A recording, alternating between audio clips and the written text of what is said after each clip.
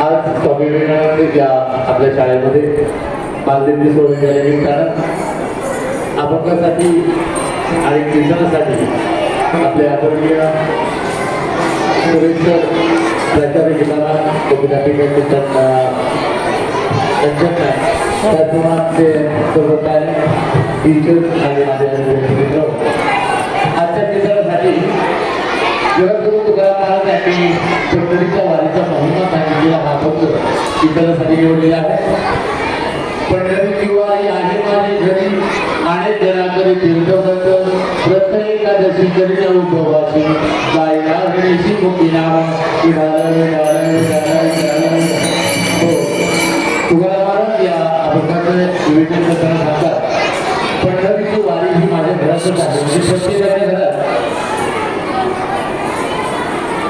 म्हणजे प्रत्येकाच्या घरात भगवंताने त्याला वेळ नसल्यामुळे आई आणि वडील दिलेले आहेत त्यांची आपण जर सेवा केली तर पंढरीच्या वारीपेक्षाही नक्कीच जास्त आहे. आपण या ठिकाणी या अभंगात करतात म्हणून ते म्हणतात पंढरीची वारी आहे माझे घरी अनेक जणांकडे तुमचं व्रत करणार आहे काय तरी फक्त एकादशीचं व्रत आणि त्याचद्वारे ते आपल्याला एक संदेश देतात. आजच्या या नवीन कलियुगात या जमान्यामध्ये मोबाईलचं फॅड जास्त आलेलं आहे आणि पांडुरंग भगवान परमात्मा त्यांना म्हणतात असा उपदेश करतात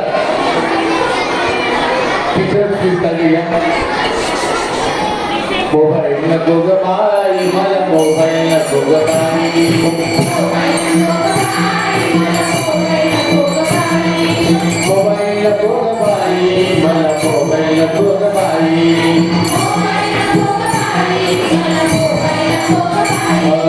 मोबाईल नको ग बाई मला मोबाईल नको ग बाई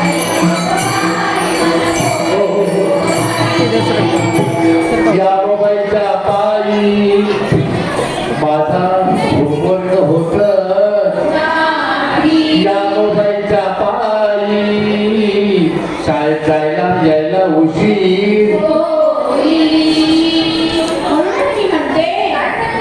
मोबाईल नको ग बाई मला मोबाईल नको ग बाई मोबाईल बघत बघत आम्ही करतो जेवण मग येते आई पाठी जोराचा झपाटा जास्त वेळ बघून मोबाईल डोळे होतात खराब जास्त वेळ बघून मोबाईल डोळे होतात खराब नंतर आपली नजर कमजोर म्हणूनच मी म्हणते मोबाईल नको ग बाई मला मोबाईल नको ग बाई मोबाईल नको ग बाई मला मोबाईल नको ग बाई मोबाईल नको ग बाई मला मोबाईल नको ग बाई